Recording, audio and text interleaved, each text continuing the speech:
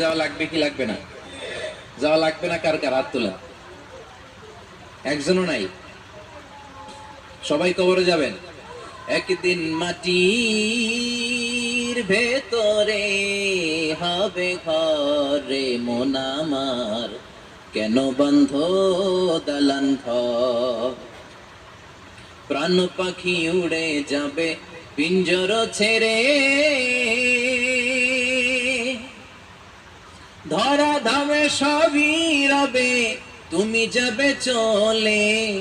বন্ধু বান্ধব যত, মাতা পিতা দ্বারা সত, সবই হবে তোমার পরে মন আমার, কেন বন্ধ দালান ঘর?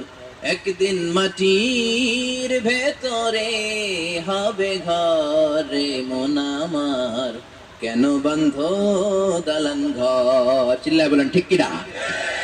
যাওয়া লাগবে, কেউ বাঁচতে পারবে না। দাদা চলে গেল, বাবা চলে গেল, মামা চলে গেল, আমারও যাওয়া লাগবে। সেলিব্রিটি চাই, আরো সম্পদের পাহাড় চাই।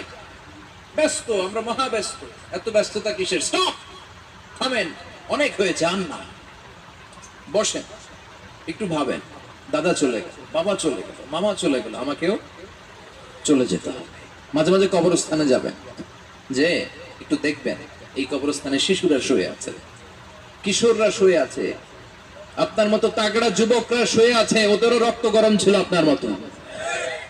আজ ওরা নাই, সব শেষ। আপনাকেও যেতে হবে, এই কবরে আমাদেরকে যেতে হবেই। কবরের প্রশ্নের উত্তর দিতে হবে, চিল্লায় বলেন ঠিক কিনা?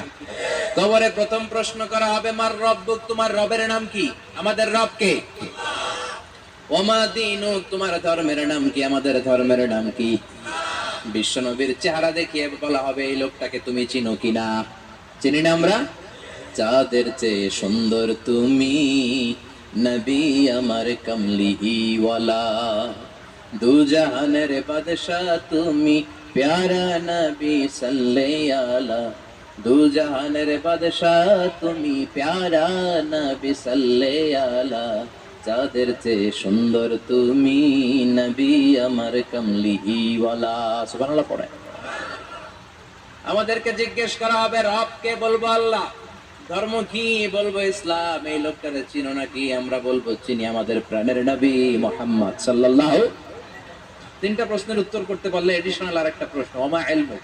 এই তিনটা প্রশ্নের উত্তর জানলা কেমনে? নকল করছো নাকি? বাংলাদেশে নকল আছে না নাই? কোথায় নকল করে? হ্যাঁ, কিছু লিজেন্ড আছে দেখি, একেবারে জামার ভিতরে নকল, টুপির ভিতরে নকল, স্কেলের